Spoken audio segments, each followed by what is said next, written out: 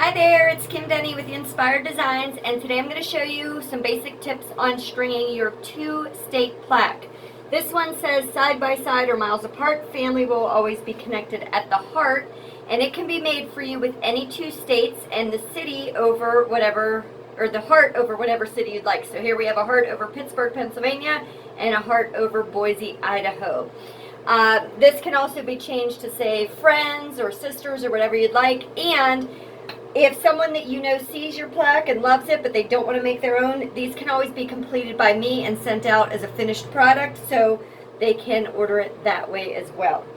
Okay, so let me show you how to get started.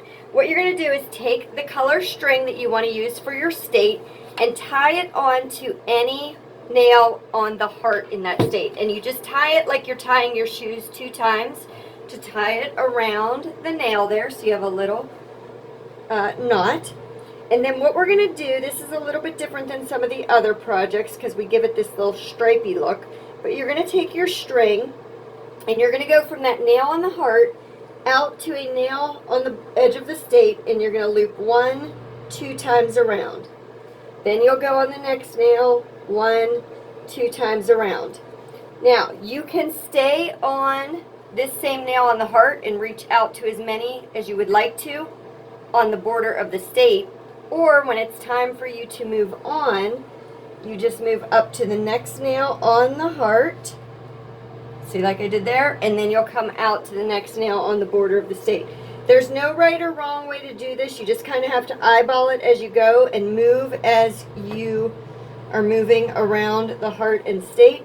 But the key to remember is each time you come out to the edge of the state, you loop 1, 2 times around. So let's see if we can get that on the camera there. So we're just making those loops 2 times around.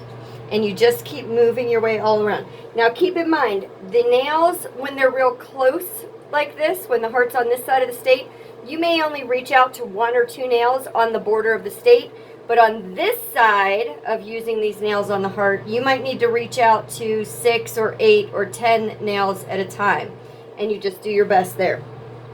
The other way, if you don't want to string it with the stripey effect that you have in your picture that's on your instruction page, is you could just string it randomly, which means you just go from any nail to any nail in a random pattern, leaving the heart open, and you'll continue to string until you've completed a layer, push that down a little bit, complete another layer, and you'll keep doing the random stringing.